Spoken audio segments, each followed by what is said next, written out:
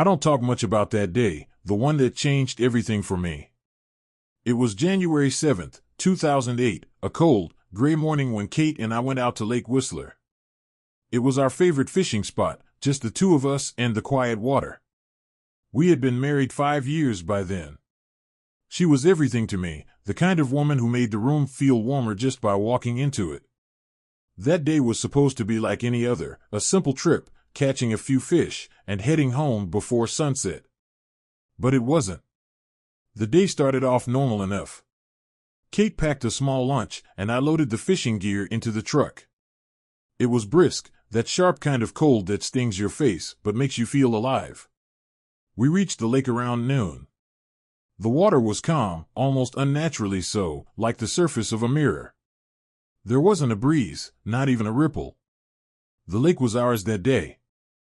No other boats, no other people, just us and the stillness. We anchored the boat and got our lines ready. Kate was always better at casting than I was. She had this easy way about her, even when fishing. She'd toss her line in, sit back, and smile at me like we were the only two people in the world. That's what I remember most from that day, her smile.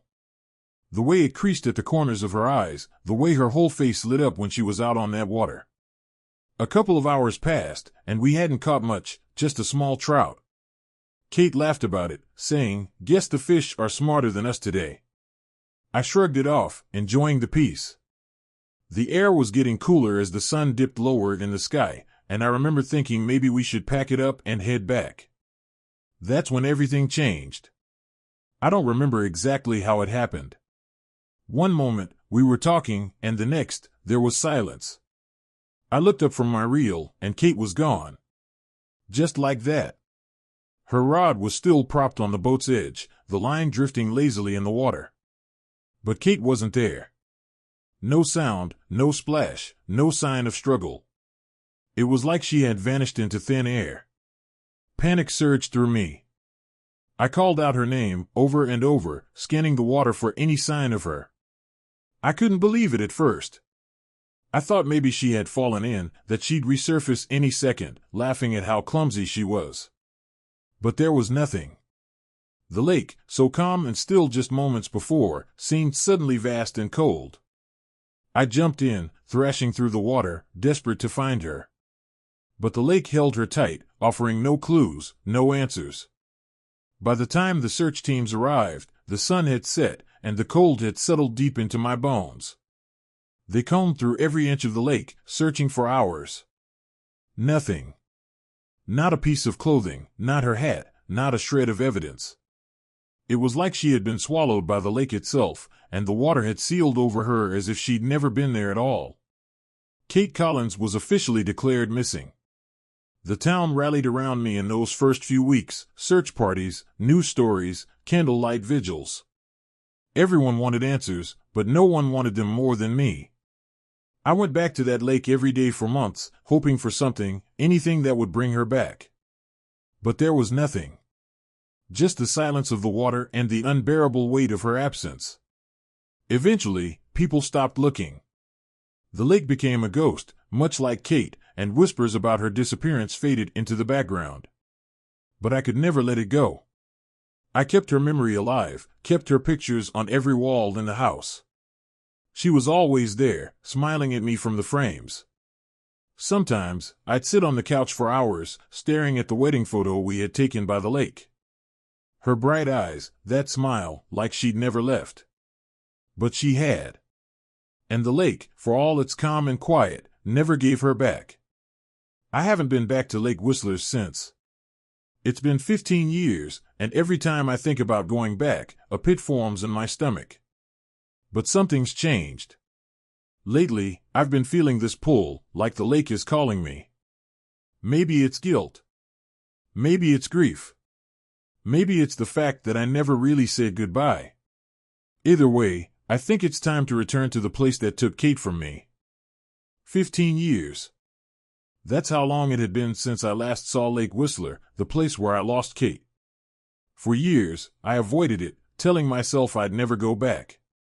But lately, I'd been feeling a strange pull to return. I kept dreaming about the lake, hearing Kate's voice, soft but clear, calling out to me from the water. It wasn't a cry for help. It was more like she was waiting. That pull kept growing until I couldn't ignore it anymore. I found myself digging through the old fishing gear I hadn't touched since the day Kate disappeared. Her favorite rod was still there, along with our tackle box, filled with the same rusty lures we used to use.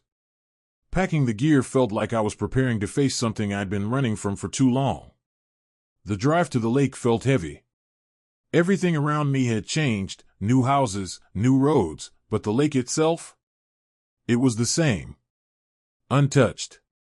As I parked near the old boat ramp, I just sat there for a few moments, staring at the water. It was calm, too calm, like the lake was holding its breath. I forced myself out of the truck, grabbed my gear, and walked to the shore. The air was cool, the kind that cuts right through you, even though it was supposed to be a mild day. The whole scene felt off, like the lake was watching me, waiting for me to make a move. I tried to shake the feeling, telling myself it was just nerves. After launching my old rowboat, I made my way out to the center of the lake, the same spot where Kate had vanished. The water was dark and still, and I couldn't help but feel a weight in my chest as I cast my line. I wasn't here for fish. I was here for something else, though I couldn't quite put it into words. Hours passed, and nothing. Not a single bite. The lake felt empty, almost too quiet. I couldn't focus on the fishing. My thoughts kept drifting back to Kate, to that day. The sun was starting to set, casting long shadows across the water. I decided it was time to pack it in. Just as I started to reel in my line, something caught my eye, a glint under the surface, like metal reflecting the last rays of the sun. I leaned over the side of the boat, squinting to see what it was. That's when my heart nearly stopped. It was a fishing lure. Not just any lure, Kate's lure. The one she had used on the day she disappeared. I froze, staring at it, trying to make sense of what I was seeing. How could it be here, after all this time? I'd searched the lake so many times, and never found anything. My hand shook as I reached into the water and pulled it out. The lure was rusted, but still recognizable. I knew it was hers. As soon as I touched it, a cold breeze swept across the lake. The water, so still before, rippled lightly, and for a moment, I felt like something was there, watching me. My pulse quickened, and I packed up as fast as I could, my mind racing. I rowed back to shore, but I couldn't shake the feeling that I wasn't alone out there. With Kate's lure in my pocket, I knew one thing for sure, something was waiting for me at the lake. Something that wasn't done with me yet. That night, after returning from the lake, I couldn't shake the feeling that something was wrong. I sat at the kitchen table, staring at Kate's fishing lure in my hand. I had been so sure it was hers, but after all these years? It didn't make any sense. Maybe I had just imagined it. Maybe it was the grief finally catching up to me after all these years of trying to bury it. I poured myself a glass of whiskey, hoping it would take the edge off, but it did little to calm the nerves buzzing under my skin. As the night grew darker, the house felt colder, emptier than usual. I turned on the TV, flipping through channels without really watching anything, just trying to drown out the thoughts racing through my mind. Then, the phone rang. It was the landline. I hadn't used it in ages. No one called me on that number anymore, not since cell phones took over. I glanced at the caller ID, unknown number. I hesitated. Who the hell would be calling me at this hour, especially on the landline? Probably a scam, I thought, but something compelled me to pick it up. Hello? I said, my voice gruff. For a moment, there was nothing. Just static, like a weak connection. I was about to hang up when I heard it, a faint rustling, like wind over water. And then a voice. Jake? Jake, it's me. It's Kate. I froze. The voice sounded familiar. Too familiar. It couldn't be. I gripped the phone tighter, my heart racing. Who is this? I demanded, my throat tight. Who the hell is this? Jake, it's me. It's Kate. I've been trying to reach you for so long. It felt like the ground had dropped out from under me. My breath caught in my chest, and for a moment, I couldn't speak. The voice, it was her voice. I would have recognized it anywhere. But it couldn't be. Kate was gone. I was sure of that. Stop this, I growled, trying to keep my voice steady. Whoever you are, this isn't funny. Jake, please, the voice pleaded, trembling, desperate. It's really me. I need you to believe me. I slammed the phone down, my hand shaking as I set it back on the receiver. I stood there for a long moment, staring at the phone, trying to catch my breath. I knew it had to be a prank, someone playing some sick joke. But how? How could anyone sound that much like her? I poured another drink, gulping it down in one swallow. My mind was racing, my thoughts a mess. I hadn't heard Kate's voice in 15 years.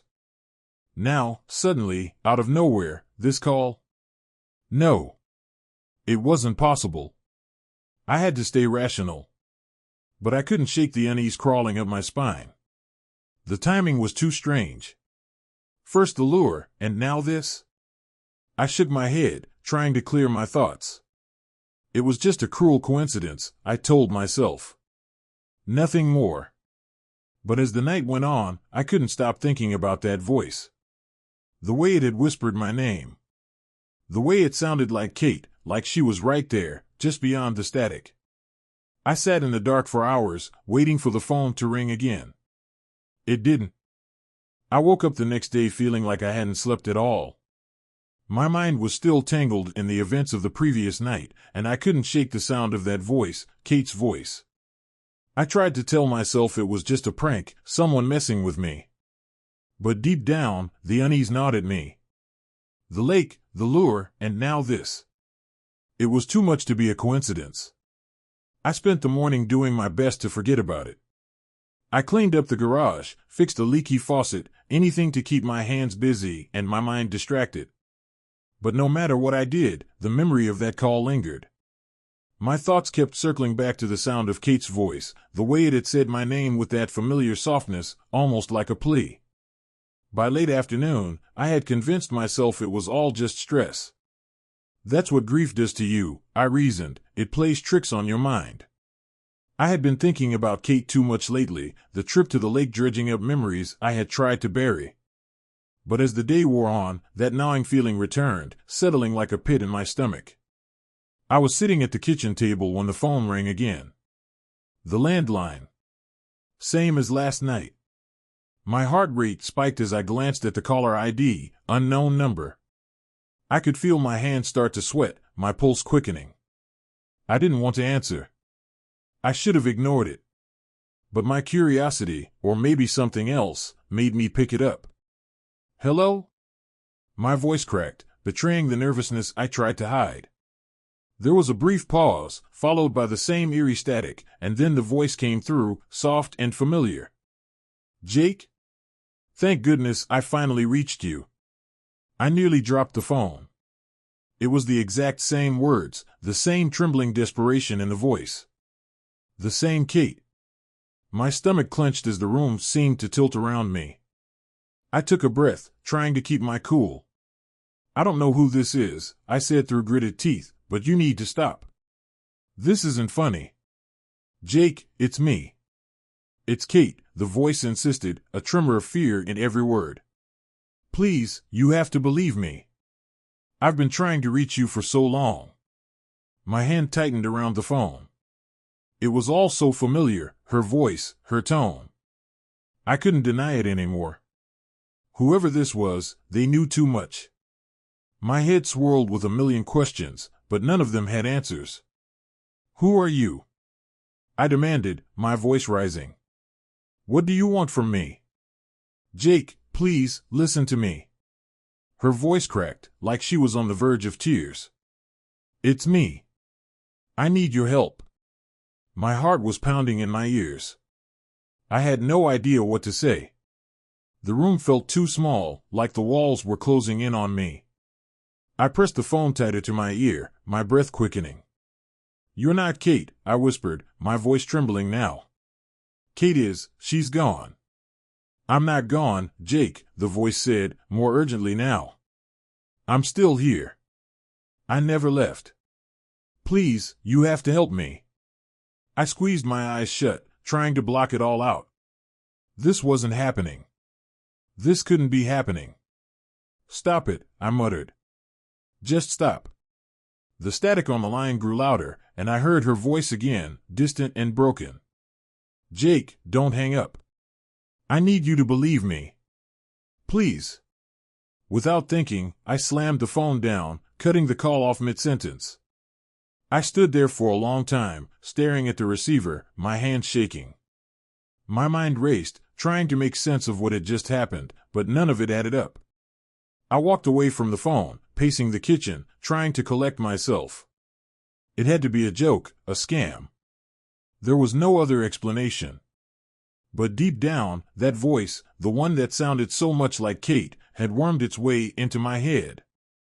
I couldn't ignore it. It was her. I knew it was her. For the rest of the day, I was on edge, my thoughts running in circles. I kept checking the phone, half expecting it to ring again. But it didn't. Not until later that night, when I was sitting alone in the dark, staring at the old photo of Kate. The phone stayed silent. But the room didn't feel empty. The day after that second call, I couldn't shake the feeling that something was seriously wrong. It was more than just a prank or someone messing with me, it felt personal, like whoever was calling knew too much. I tried to convince myself it was all in my head, but the way Kate's voice sounded so real, so desperate, was eating at me. I hadn't been able to focus on anything since. That's when I decided to call Tom. Tom's been my best friend for years, ever since we met at work. He's the kind of guy who can handle anything life throws at him, always with a level head. I figured maybe talking to him would help me see things clearly, put some distance between me and whatever this was. Plus, I needed help fixing some things around the house. Sure, I'll be over in a bit, he said when I called. Got some time today? What's up? Nothing big, just some repairs I've been putting off, I lied. I didn't mention the calls. Not yet. I needed to see if I was really losing it first. About an hour later, Tom pulled into my driveway, toolbox in hand. We spent the first part of the afternoon fixing the broken latch on my kitchen window, catching up on things. I hadn't seen him in a couple of months, and part of me was relieved to have a distraction. The house had felt too quiet lately, and Tom's chatter kept my mind from wandering. But as we worked, I couldn't stop thinking about the phone calls. The way that voice, Kate's voice, had gotten under my skin. I tried to shake it, but every time the thought crept back into my head, I felt my pulse spike. Eventually, we took a break, sitting on the porch with a couple of beers. I couldn't hold it in any longer. Tom, I started, staring down at the bottle in my hands. Something weird's been happening. He raised an eyebrow, taking a sip of his drink. Weird how? I hesitated, unsure of how to explain it. I've been getting these calls. On the landline. Your landline? He laughed. I didn't even know that thing still worked. Yeah, me neither, I said, managing a small smile. But it does. And here's the thing. The person calling, they claim to be Kate. The smile faded from Tom's face. He set his beer down and looked at me, his brow furrowed. What do you mean? I mean, it's her voice, Tom. She says it's her. It sounds like her. Every time, she says the same thing, she's been trying to reach me. That she needs my help. The words tumbled out, almost faster than I meant them to. It's happened twice now. Same exact thing both times. Tom leaned back in his chair, silent for a moment. He was processing, trying to figure out what to say. That's messed up, he said finally. You're sure it's not just some scammer? I don't know, I said, running a hand through my hair. But how could they sound exactly like Kate? The voice. It's her, Tom. I swear it. He studied my face, and I could see the concern in his eyes. He wasn't sure if I was imagining things or if something bigger was going on. "Jake, man, you've been through a lot," he said carefully. "Sometimes grief, it plays tricks on you, makes you see or hear things that aren't there." "I'm not crazy, Tom," I snapped, harsher than I meant to. "This isn't my mind playing tricks. These calls, they're real." He held up his hands in surrender. "Hey, I'm not saying you are. But it sounds like someone's messing with you. It's a sick joke, and you need to get the police involved." I shook my head, already rejecting the idea. "No. The cops won't do anything. They'll just think it's some prank, or they'll think I'm losing it." Tom frowned. "Jake, if someone's harassing you like this, they need to know. It's not normal for someone to be calling you, pretending to be her." He hesitated, not wanting to say Kate's name. "Look, just report it. They can trace the number or something." I stared off toward the trees, the late afternoon sun casting long shadows across the yard. It wasn't that I didn't think he was right, it was just that part of me didn't want to know. If I involved the police, if I let them track the number, it would prove this was all a prank, a scam, a lie. And for reasons I couldn't fully explain, I wasn't ready for that. Tom sighed, sensing my reluctance. "At least think about it, okay? This doesn't sound like something you should handle on your own." I nodded, but I already knew I wasn't going to the cops. If I did, that would mean facing the truth, whether it was someone playing a cruel joke or something worse. And if it really was Kate, I wasn't ready to know that either. Tom clapped me on the shoulder. "I'm here if you need me, all right? Just don't let it get to you too much. Whoever it is, they'll get bored eventually." I forced a weak smile, but the truth was, I didn't believe that. Whoever this was, they weren't going to stop. After Tom left, I tried to push the phone calls out of my mind. I tried to tell myself it was just some sick joke, some twisted scammer who knew just enough to mess with my head. But deep down, I couldn't let it go. The voice, the static, and the rustling on the other end of the line, it all felt too real. Too personal. And the fact that it sounded exactly like Kate? That part was driving me insane. For the next couple of days, I kept myself busy around the house, avoiding the landline as much as possible. I even thought about unplugging it, but something stopped me. Part of me, the part one wasn't ready to admit, almost wanted the calls to continue. I didn't know why. Maybe I was hoping for some kind of answer, or maybe I was just clinging to the idea that Kate could still be out there, somehow. Then, the phone rang again. It was late afternoon, and I was sitting in the living room, staring out the window at the darkening sky. The moment the phone rang, my body tensed up. I didn't even need to look at the caller ID to know it was her. I picked up the receiver, my hand trembling. "Hello?"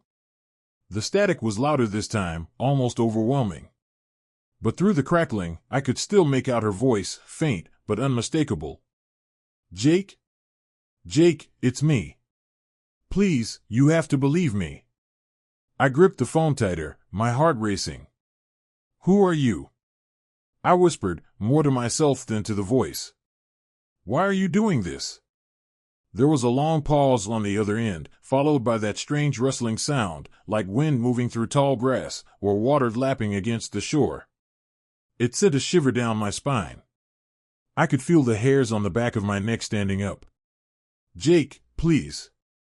I need your help," the voice said again, sounding even more desperate. I slammed the phone down, my breath coming in short, sharp bursts. This had to stop. Whoever this was, they were getting inside my head, and I couldn't take it much longer. I needed to clear my mind, get some space, and figure out what the hell was going on. Without thinking, I grabbed my jacket and headed out to the lake. I hadn't planned to go back so soon after my last visit, but something was pulling me there. Maybe I just needed to be near the water, the place where Kate had disappeared. Maybe that would help me make sense of things. By the time I reached the lake, the sun was sinking low on the horizon, casting long shadows across the water. The surface was as still as ever, smooth as glass, reflecting the deep orange and purple of the evening sky. But something about it felt different. The air was cooler than usual, a chill that crept under my skin. I stood at the edge of the shore, staring out at the water, and for the first time in a long while, I felt like I wasn't alone. At first, it was just a feeling, an awareness that something was watching me. The kind of feeling you get when someone's standing behind you, just out of sight. I glanced around, expecting to see someone, but the lake was empty. Not a soul in sight. But that presence lingered. Heavy. Palpable. I took a deep breath, trying to shake it off, but it clung to me like a weight in my chest. The wind picked up slightly, and I heard a faint rustling, like the sound from the phone calls. It seemed to come from everywhere at once, moving with the wind. The more I listened, the more it sounded like it was coming from the lake itself, as if something under the surface was stirring. I backed away from the water, my pulse quickening. My gut told me to leave, to get as far from the lake as possible. But my feet were rooted to the spot. I couldn't explain it, but I felt drawn to the water. Like it was calling me. The rustling grew louder, more insistent. It sounded almost like a whisper, just beneath the wind, like a voice I couldn't quite make out. My chest tightened, and for a split second, I thought I heard Kate's voice again, soft and distant, carried on the breeze. "Jake." I stumbled back, my breath catching in my throat. I didn't wait around to hear more. I turned and walked back to the truck as fast as I could, my heart racing. As I drove away from the lake, I couldn't shake the feeling that something was following me. The rustling sound, the presence, it stayed with me, lingering in the back of my mind like an echo. Even as I pulled into my driveway, the feeling didn't fade. I sat in the truck for a long time, gripping the steering wheel, trying to catch my breath. Whatever was happening, it wasn't just some prank. Something was wrong. And I had a terrible feeling it had everything to do with that lake, and with Kate. It was late, maybe around midnight. I had been tossing and turning in bed for hours, unable to sleep. My mind kept replaying the strange events of the past few days, the phone calls, the rustling sound, the eerie presence by the lake. I couldn't shake the feeling that something was creeping closer, but I kept telling myself it was just my imagination. Stress, grief, whatever it was playing tricks on me. At least, that's what I wanted to believe. As I lay there in the dark, staring at the ceiling, I heard it. Tap. Tap. Tap. At first, I thought it was just the wind outside. The house had always creaked and groaned at night, especially when the wind picked up. But the tapping kept going, slow and deliberate, like someone was knocking on glass. I sat up, my heart pounding in my chest. Tap. Tap. It was coming from the window. I stayed still, frozen in place, my eyes fixed on the dark outline of the window across the room. The tapping didn't stop. It was faint but steady, like fingers lightly tapping against the glass. The same cold feeling from the lake washed over me, creeping up my spine. I didn't want to look, didn't want to confirm what I already feared. Tap. Tap. I slowly swung my legs out of bed and stood up, moving toward the window as quietly as I could. Every step felt heavy, like my feet were dragging me toward something I didn't want to face. The room was dark, but the faint light of the moon spilled in through the curtains, casting long shadows across the floor. I reached the window and pulled back the curtain just enough to peek outside. The yard was empty, the trees standing still in the soft breeze. But that didn't ease the tightness in my chest. My heart was racing now, and I realized I was holding my breath. There was nothing there. I let the curtain fall back and stepped away from the window, shaking my head. It had to be my mind playing tricks on me again, that's all. Just like the phone calls. But before I could convince myself to go back to bed, I heard it again. The rustling. Only this time, it wasn't coming from the phone. It wasn't outside. It was inside the house. I froze, every muscle in my body tensing as the sound filled the room. It was faint, but unmistakable, the same rustling sound I had heard over the phone. Like wind moving through the tall grass, but it was coming from somewhere inside. The air around me felt thick, heavy, like it was closing in. And then I heard it. "Jake." My heart stopped. It was her voice, Kate's voice, but it wasn't coming from the phone. It was coming from inside the room. My breath caught in my throat as I turned slowly, scanning the dark corners of the room. There was no one there, but I could feel it, the presence. The same presence I had felt by the lake. It was close now. Too close. "Jake," the voice whispered again, soft and distant, like it was just out of reach. I stumbled back, nearly tripping over the chair by the window. "Who's there?" I whispered, my voice barely audible over the pounding of my heart. My chest felt tight, like I couldn't breathe. The rustling grew louder, filling the room.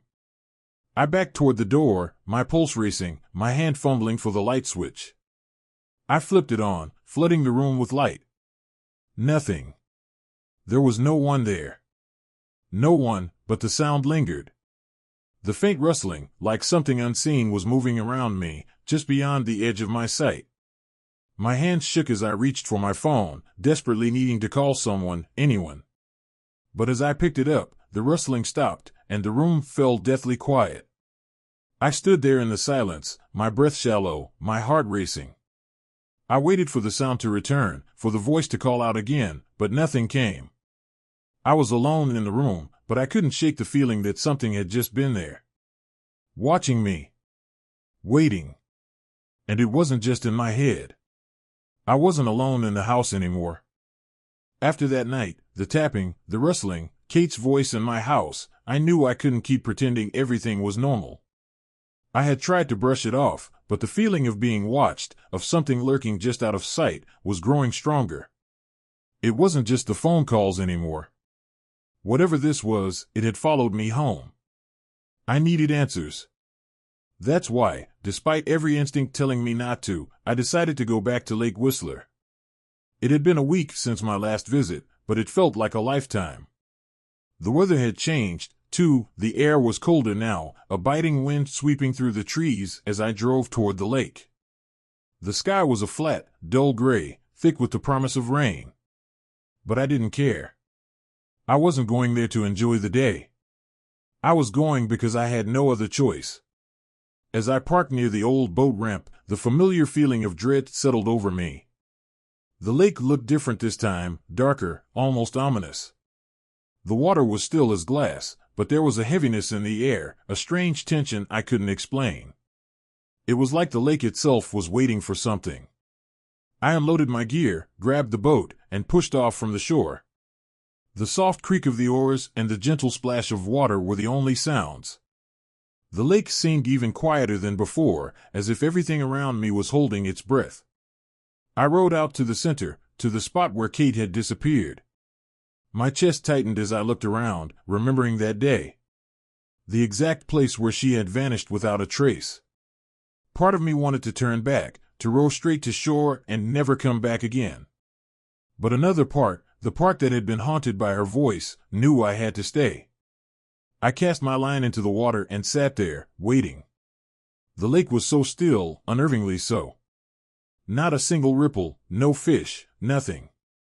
I felt my hands tighten around the rod as the minutes dragged on. Every sound, the wind, the creaking of the boat, seemed louder, sharper, cutting through the silence like a knife. And then, the air changed.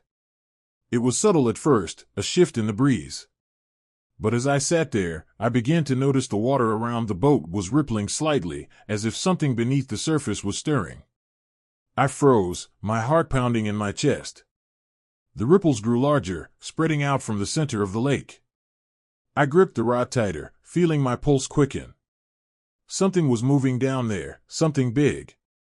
Suddenly, the rod jerked violently in my hands. I nearly dropped it, the force was so strong. My line went taut, pulling hard toward the water. Whatever was on the other end of the line wasn't a fish. It was too powerful, too aggressive. My whole body tensed as I struggled to keep the rod steady, pulling back with all my strength. The water beneath the boat churned, and the ripples turned into waves, slapping against the sides of the boat. I could feel the tension in the line, like it was connected to something deep, something that shouldn't be there. Then, without warning, the line snapped. I lurched forward, nearly falling into the water as the rod jerked back in my hands. The line went slack, drifting aimlessly on the surface of the lake. I stared at it, my breath coming in short gasps. My heart pounded as I tried to make sense of what had just happened. I hadn't seen whatever it was that had taken the line, but the feeling in the pit of my stomach told me it wasn't anything natural. I reeled in the empty line, my hands trembling. As I sat there, my mind racing, the wind picked up again, colder this time, carrying with it that familiar rustling sound. It wasn't coming from the phone or the house anymore. It was coming from the lake, surrounding me. I froze, listening to the wind swirl around me, the rustling growing louder, more insistent. The boat rocked slightly, the water shifting beneath me. My eyes scanned the surface of the lake, and for a moment, I thought I saw something, just beneath the water. A dark shape, moving slowly, almost lazily, as if it were circling the boat. Jake. The voice. Kate's voice. It was clearer now, no longer faint or distant. It was right there, carried on the wind, coming from the lake itself. Jake, help me. I couldn't move. My whole body was frozen in place, my breath shallow.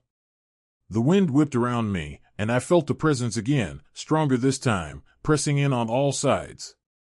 Without thinking, I grabbed the oars and started rowing, my movements frantic. I didn't care where I was going, I just needed to get away. The water seemed to resist me, dragging the boat slower than it should have, but I pushed harder, my arms burning with the effort. As I neared the shore, the rustling faded and the wind died down. The presence, that heavy feeling of being watched, finally lifted. But the voice of Kate's voice stayed with me. I pulled the boat onto land, my hands shaking as I gathered my gear. As I stood on the shore, staring out at the lake, I realized something terrifying. Whatever was out there, it wasn't finished with me yet. I didn't go back to the lake for a few days after that. Every time I thought about what had happened, the voice, the ripples, the force under the water, I felt sick to my stomach. I couldn't sleep, and when I did, the nightmares were worse than ever. Kate's voice echoed in my dreams, begging me to help her, always calling from beneath the lake. But eventually, I knew I couldn't avoid it any longer. Whatever was happening, whatever had happened to Kate, it was tied to the lake. I had to know the truth. So, against my better judgment, I went back one last time. The day was overcast, the sky heavy with clouds that promised rain. The lake looked the same as always, calm, quiet, deceptively peaceful. But I knew better now. There was something dark lurking beneath the surface, something that had been hiding there for years. I didn't bother bringing my fishing gear this time. I didn't come to fish. I came for answers. As I stood at the edge of the water, staring out at the still surface, memories of that day flooded back, the last day I saw Kate. We'd been fishing, talking about nothing important. The day had been perfect. And then, she was gone. Just like that. Vanished without a trace. But now, I knew it wasn't that simple. It wasn't an accident. It wasn't just bad luck. Something had taken her. I walked along the shore, my eyes scanning the water, waiting for a sign. I didn't know what I was looking for, but I could feel it. Something was different today. The air felt charged, like a storm was coming, and the lake seemed darker, more menacing. As I reached the spot where Kate had disappeared, I stopped. My heart was pounding in my chest, and my hands were shaking. I didn't want to admit it, but I was scared. I wasn't sure I was ready for what I was about to find. Then, I heard it. The rustling. Faint at first, like a whisper on the wind, but growing louder with every second. The same sound I'd heard on the phone, the same sound that had followed me home. But this time, it was all around me, coming from the water, from the trees, from the very air itself. I backed away from the shore, my pulse racing, but something stopped me. A voice. Jake. It was Kate. Clear, unmistakable. I turned toward the lake, and that's when I saw it. Just beneath the surface, something moved. It was subtle at first, just a ripple, but then the water began to swirl, forming a small whirlpool in the center of the lake. And there, in the middle of it, I saw her. Kate. She was standing in the water, her eyes wide, her face pale, her hair floating around her like it was caught in a current. But something was wrong. She wasn't right. Her skin was too pale, almost translucent, and her eyes, those beautiful eyes I'd loved so much, were dark, lifeless. "Jake," she whispered, her voice carrying over the water. "I need you." I took a step back, my heart pounding in my chest. This wasn't Kate. It couldn't be. But it looked like her, sounded like her. My mind was racing, trying to make sense of it all. And then the truth hit me like a punch to the gut. The lake hadn't just taken Kate. It had become her. Whatever entity was lurking beneath the water, it had claimed her, her body, her voice, her very essence. It had taken everything from her, twisted her, used her as a lure to draw me in. The rustling, the voice on the phone, the presence I had felt for weeks, it wasn't Kate. It was the lake, wearing her like a mask. "Jake," the thing whispered again, its voice trembling. "Come to me." I felt a wave of nausea rise up in my throat. I couldn't move, couldn't breathe. The entity was using her, manipulating her image, to get to me. The lake wanted something, and it had used Kate's memory, her voice, to draw me back. I backed away, shaking my head. "You're not her," I muttered, my voice barely audible. "You're not Kate." The thing that looked like Kate smiled, a cold, empty smile that didn't reach her eyes. "I've been waiting for you, Jake. Come to me." I stumbled back, my heart racing, fear choking me. Whatever this thing was, it wasn't Kate. It was something ancient, something unnatural, and it had taken the woman I loved, twisted her into something unrecognizable. I turned and ran, my feet slipping on the wet ground as I scrambled away from the shore. The rustling grew louder, echoing in my ears, and Kate's voice called after me, soft and pleading. "Jake, come back." But I didn't stop. I couldn't. I knew the truth now, and the only thing left to do was get as far away from that cursed lake as possible. I barely remember how I made it home that day.